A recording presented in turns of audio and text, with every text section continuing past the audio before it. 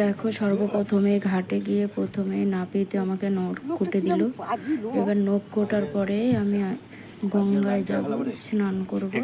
তো এই দেখো আমি গঙ্গায় যাচ্ছি, স্নান করব, কারণ স্নান করে শ্রাদ্ধতে বসতে হবে। তো আমি আস্তে আস্তে গঙ্গায় দিকে যাচ্ছি। এই দেখো আমার বড় আমার পিছন থেকে আবার ডাকছে। তো গঙ্গায় নামতে গেলে আগে প্রণাম করে নামতে হয়, তো আমি গঙ্গাকে প্রণাম করলাম। প্রণাম করে এই যে স্নান করব এখন। তো প্রথমে আমি মাথা ঘষে নেব। তো মাথা ঘষে নিয়ে এবার উঠে তারপরে হচ্ছে তোমার আমি নতুন জামা কাপড় পরে শ্রাদ্ধতে বসবো।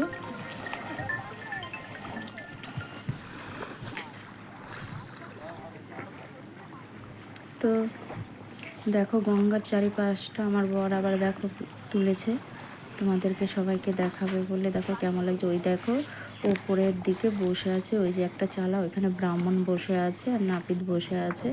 আর এই দেখো শ্রাদ্ধ সব আয়োজন করা হয়ে গেছে কমপ্লিট।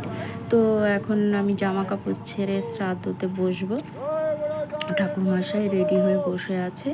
আর সামনে দেখো আমার এক যা বসেছিল। তো এই দেখো আমি এখন মোটামুটি রেডি হয়ে বসে গেছে শ্রাদ্ধতে। তো শ্রাদ্ধ করছি এই যে আমার বাবার আত্মার শান্তি কামনার জন্য। তো এই দেখো আমি শ্রাদ্ধ মন্ত্র করছি, ব্রাহ্মণ আমার বলে বলে দিচ্ছে, আমি সেটাই করছি। তো পাশে দেখো কত লোকজন দাঁড়িয়ে আছে। আর দেখো আমি যে সূর্য প্রণাম করছি, সূর্য প্রণামের মন্ত্রটা বলছি। আর পাশে আমার বড় দাঁড়িয়ে আছে, তো বড় ভিডিও করছে। ওই মানে আশেপাশে লোকজন দেখছে দাঁড়িয়ে, অনেকেই গঙ্গা স্নান করতে এসছে।